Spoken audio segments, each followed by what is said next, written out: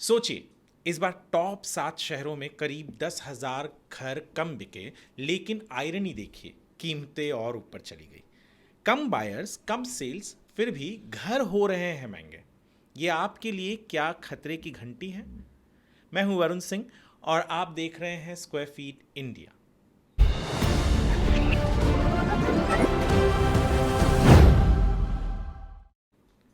पिछले 20 साल से रियल एस्टेट कवर कर रहा हूं और आज हम डिकोड करेंगे एक इसी रिपोर्ट को जो लोगों के अंदर एंग्जाइटी पैदा कर रही है, ये जानने के लिए कि कम घर बिकने के बावजूद भी रेट्स कैसे बढ़ रहे हैं। जब सेल्स गिरती है तो आम तौर पर हम सोचते हैं कि प्राइजेस भी गिरेंगे, लेकिन भारत के रियल एस्टेट में हो रहा है बिल्कुल उल्टा। Q3 2025 यानी इस तिमाही के 7 बड़े शहरों में 97,080 घर बिके। ये पिछले साल के यानी Q3 2024 के मुकाबले कम बिके। 9% की गिरावट हुई। पिछले साल 1,07,000 घर इसी दौरान बिके थे। अब सवाल ये है, घर कम बिके तो कीमतें नीचे क्यों नहीं आई? आइए हम मुंबई का रियलिटी चेक करते हैं। सबसे बड़ा झटका मुंबई वालों को। पिछले साल की तुलना में 5,935 घर कम बिके इस साल।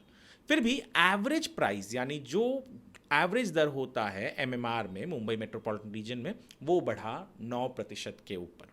मतलब फ्यूअर पीपल आर बाइंग, लेकिन जो खरीद रहे हैं वो ज़्यादा महंगे घर खरीद रहे हैं। पुणे और एनसीआर की स्थिति में बहुत ज़्यादा फर्क नहीं है। पुणे में भी करीब 2,500 कम घर बिके, एनसीआर में लगभग 1,650 घर कम बिके। बेंगलुरु और हैदराबाद में भी गिरावट आई, लेकिन चेन्नई और कलकत्ता बायर्स ने सरप्राइजिंगली पॉजिटिव सरप्राइज दिया। वहाँ सेल्स एक्चुअली बढ़ी। सबसे बड़ा फर्क है लग्जरी वर्सेस अफोर्डेबल का। जो रिपोर्ट है जिसकी हम डिकोडिंग कर रहे हैं वो साफ दिखाती है कि खेल बदल चुका है। एफोर्डेबल होम्स का शेयर कम हो गया, सिर्फ 16%। लग्जरी होम्स यानी 1.5 करोड़ से ऊपर वाले सबसे ज़्यादा बिक रहे हैं और नई सप्लाई भी वही है। तो डेवलपर्स कहाँ फोकस कर रहे हैं? रिच बायर्स पर, और मिडिल क्लास बायर्स धीरे धीरे बाहर होता जा रहा है।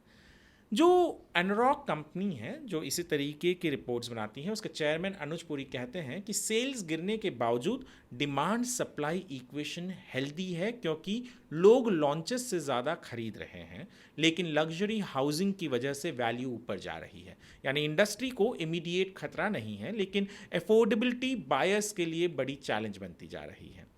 तो अब सवाल ये है, अगर सेल्स कम हो रही है और प्राइसेस ऊपर जा रहे हैं तो इसका मतलब है कि हाउसिंग मार्केट अब मिडिल क्लास की पहुंच से और दूर जा रहा है।